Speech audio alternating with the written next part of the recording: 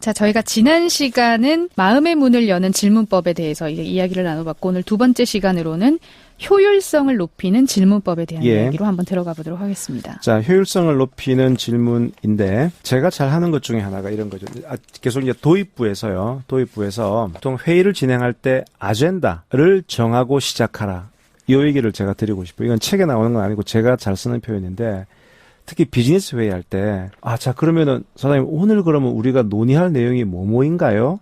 한번 적어볼까요? 그러면 저희 사무실에는 다 백보드가 있으니까 적어봐요. 요거 부분 A, B, C. 아니면 1, 2, 3. 그래서 그럼 오늘 우리가 요걸 논의하면 된다는 거죠. 라고 해서 우리가 논의할 내용을 딱 적어놓고 시작하는 거예요. 그러면 진짜 이게 그럼 자 어느 정도 10분 한 15분 하고 요거 끝났고요. 그다음 거. 그래서 적어도 비즈니스 회의 때는 오늘 어떤 논의를 할 건지 아젠다를 미리 서로 공유를 하고 시작하라. 오늘 논의할 내용, 이슈가 뭔지 한번 정리해 볼까요? 또 하나 중요한 것, 오늘 이 회의를 어느 정도 할 수 있느냐. 그러니까 막 나는 당연히 1시간쯤 할 수 있다고 봤는데 갑자기 어떤 사람이 나 30분만 하려고 그랬는데 그러고 가버리면 얘기 안 되잖아요. 그렇죠. 그러니까 자, 오늘 이 회의는 몇 시까지 가능한가요? 라고 해서 가능한 시간, 그 다음에 오늘 다룰 아젠다를 딱 정해놓고 시작하면 훨씬 효율적이더라. 이게 제 경험이고요. 자, 이제 여기까지가 도입부였고, 이제 전개부, 이제 얘기를 쭉 진행하는 과정에서 우리가 조금 이제 또 쓸 수 있는 화법들을 말씀을 드릴게요. 네. 이거는 제가 봤을 때 약간 미국식이긴 한데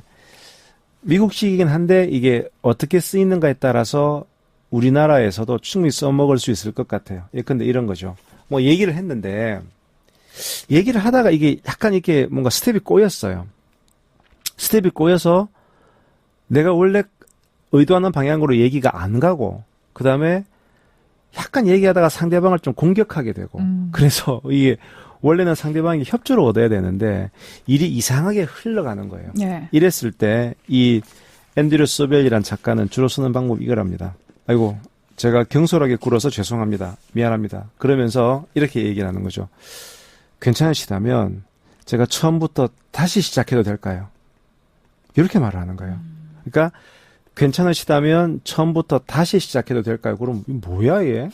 무슨 뭘 다시 시작해? 그런데 제가 이거를 언제 한번 써먹어 봤었어요. 언제요? 의뢰인이랑 얘기를 하는데 의뢰인은 답답해서 저한테 온 거잖아요. 예. 근데 그날 제가 좀 컨디션이 되게 안 좋았어요. 네. 그리고 이 양반이 제가 그동안 여러 번 얘기를 했는데도 계속 믿지 못하고 그러니까 제가 좀 짜증이 났어요. 그래서 얘기를 하다가 저도 모르게 공격적으로 된 거예요. 얘기를. 네. 그러니까 말이 이게 한번 공격적으로 되면 자꾸 이렇게 점점 이렇게 그쵸. 말톤이 올라가거든요. 그렇게 한 10분인가 흘렀어요. 그럼 이게 뭔가 확실한 반전이 없이는 안 되잖아요. 예. 그러면 확 찢어버려야 돼요. 그래서 제가 그때 이렇게 얘기한 거죠. 제가 좀 너무 흥분했던 것 같습니다. 이거 처음부터 새로 좀 시작할까요? 제가 처음이라 생각하고 제가 새로 말씀드릴게요. 예.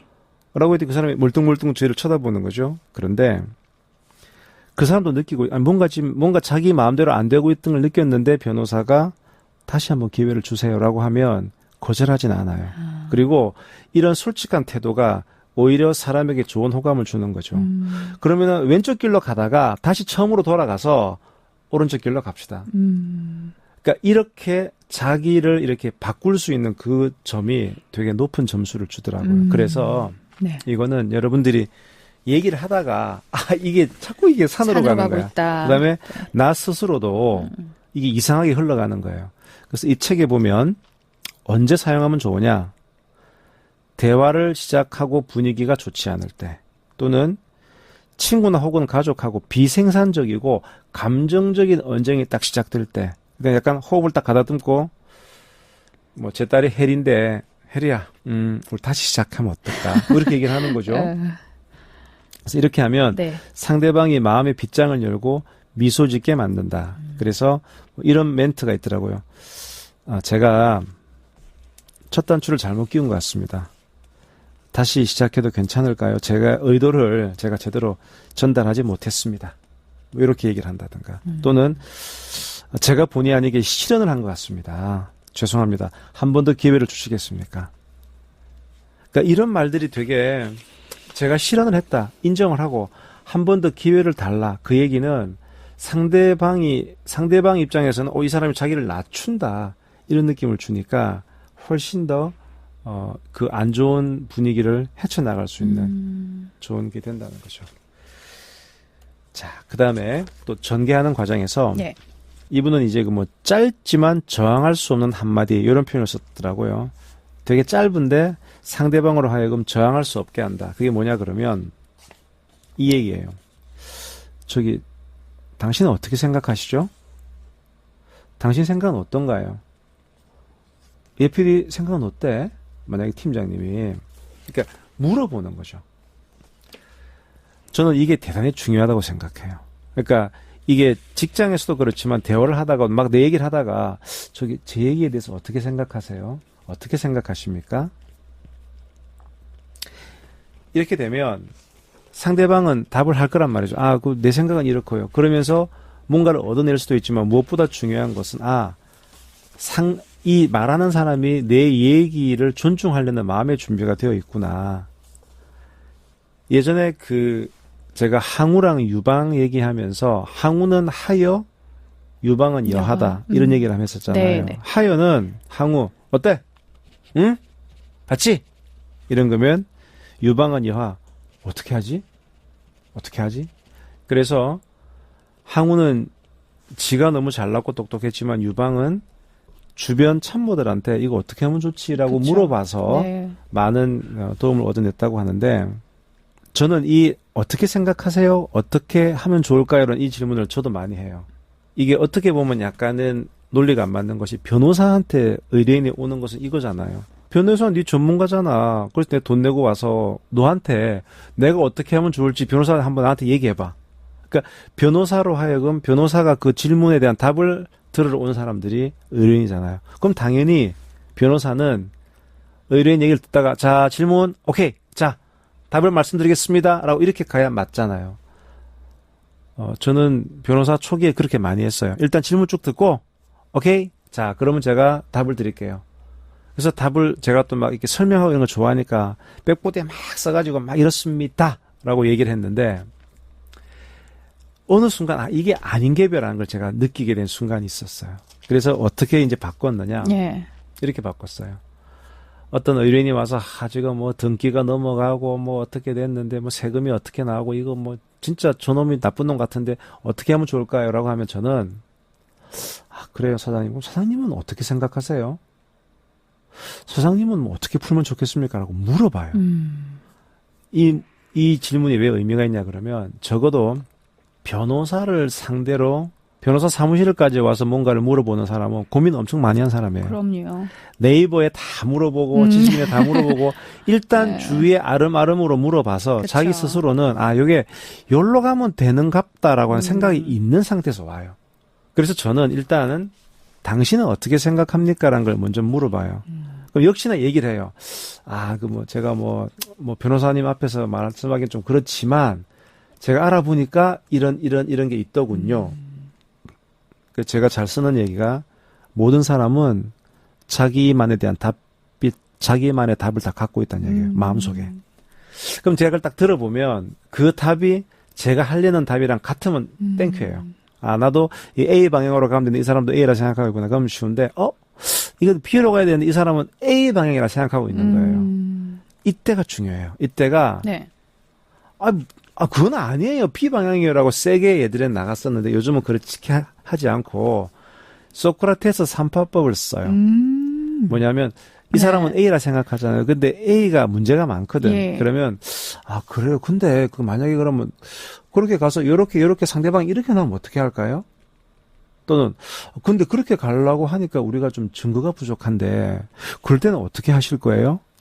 그래서 지금 이 분이 생각하는 A 방법에 어떤 문제가 있는지를 톡톡톡 쳐주는 거예요. 그럼 이 양반이 그러네? 그러면 이렇게 하면 어떨까요? 이렇게 툭툭툭 치면 이렇게 A에서 B로 오는 거예요. 그러니까 예전에는 제가 좀 더 어렸을 때는 A라고 말하면 아니야 B야 바로 갔는데 이제는 근데 A는 요런 문제가 있지 않을까라고 해서 B 쪽으로 끌고 오잖아요. 그러면 상대방도 그러네요라고 해서 B에 동의를 하잖아요. 그럼 제일 중요한 게 뭐냐? 결국은 자기가 B를 결정한 거예요. 그러니까 이게 자기가 A라고 얘기했는데 변호사가 B야라고 하면 변호사가 결정한 거거든. 그렇죠. 그러면 만약에 결과가 안 좋게 나왔다. 그러면 아니 뭐 변호사 당신이 뭐 이렇게 하라 그래서 그랬는데 이렇게 비난할 수도 있는데 항상 그래요. 뭔가 결정을 할 때 그 사람 본인도 그 결정에 개입이 되게끔 해야 그럼요. 그 결정은 내 거거든요. 그다음에 그걸 받아들일 수도 있고. 그래서 저는 요즘 항상 어떤 법률적인 당연히 변호사한테 돈을 내고 뭘 물어보러 왔겠지만 저는 어떻게 생각하세요? 어디까지 알아보셨어요? 다른 변호사 만나봤다면 특히 물어봐요. 저는 항상 혹시 이 건에 대해서 다른 변호사님 만나보셨나요? 그분은 뭐라 그러시나요? 그렇게 물어보면 안 가르쳐주지? 너 한번 얘기해봐. 이런 사람 거의 없어요. 그렇죠. 자기 일이기도 하고. 자기 일이기도 하고 또 저는 그런 거죠. 제가 그 모든 걸 다 종합해서 말씀드릴게요 하면 다 얘기해요. 그러면 정말 좋은 게 변호사를 많이 만나고 오신 분일수록 얘기가 많잖아요.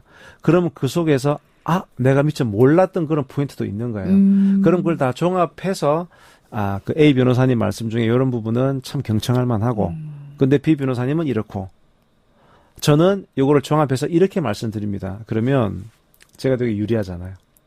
되게 그쵸. 훨씬 유리하고 종합적인 의견을 주기 때문에 그래서 항상 여러분들이 대화를 하다가 특히 직장 상사일수록 또는 내가 갑의 입장에 있는 사람일수록 대화를 하다가 자네 생각은 어떤가? 어떻게 생각해? 라고 물어보라. 그러네요. 그러니까 A라는 길이 어떻게 보면 조금 방향성이 잘못된 길인데 그쪽을 선택한 의뢰인이 있다면 네. 그 A로 갔었을 때에 나올 수 있는 문제점을 본인 스스로가 파악할 수 있게끔 질문을 계속 던져줘야 되는 그렇죠. 거네요. 그리고 이게 보면 질문이라고 하는 게 예. 가장 대전제가 그래요. 지난 시간에서 이어지는 건데 공격하듯 물으면 안 돼요. 그냥 아주 이건 어떻게 생각하니? 이러면 어떨까? 그러니까 똑같은 말이라도 그 말을 어떻게 하는가, 어떤 톤, 어떤 눈빛으로 하는가에 따라서 이 사람 나를 추궁하는구나. 안 그러면 이 사람은 정말 뭔가 나에 대한 걸 알아보고 싶어서 그러는 거구나. 그게 달라지는 거거든요. 이렇게 관심을 가지고 어떻게 하면 좋을까? 너 생각은 어때? 이렇게 물어보면 싫어할 사람이 없죠. 그러니까 보면 우리가 보통 되게 뛰어난 협상가 있잖아요. 제가 협상을 하다 보면 정말 저 사람은 내공이 세구나 이런 사람들은 부드러운 사람들이에요. 막 웃으면서 이렇게 얘기하는데 그 사람 되게 긴장하게 만들어요. 오히려 온몸에 힘이 들어가 있고 공격적인 사람 쟤는 하수구나. 그런데 뭐 스몰 토크 하면서 다 이해해주는 척 하면서 이렇게 얘기한 사람들은 그 사람들이 실제 무서운 사람들이에요. 그게 참 그 변호사라는 직업의 가장 기본이 되는 게 경청인 것 같아요, 진짜. 예. 먼저 들어줘야지 얘기를 할 수 있으니까. 그래서 제가 항상 후배들한테 강조하는 것이 질문 많이 해라. 질문을 많이 해라. 질문 많이 해서 회의 들어가서 변호사 얘기 30%, 의뢰인 얘기 70%. 변호사가 뭘 가르치려 하지 마라. 절대 변호사는 가르치는 사람이 아니다. 들어주는 사람이고 그 사람이 어디까지 생각하고 있는가를 파악을 해서 그 길을 안내하는 사람이다. 그 자기 얘기 잘 들어주는 사람 싫어하는 사람 아무도 없어요. 진짜. 그럼요. 진짜 그래요, 진짜. 물론 어떻게 들어주느냐에 따른 것도 있겠지만 내 이야기 들어주면 너무나도 감사하고 좋죠. 예. 그리고 제가 언젠가도 말씀드렸지만은 아까 우리 예피님께서 경청이라 그랬잖아요.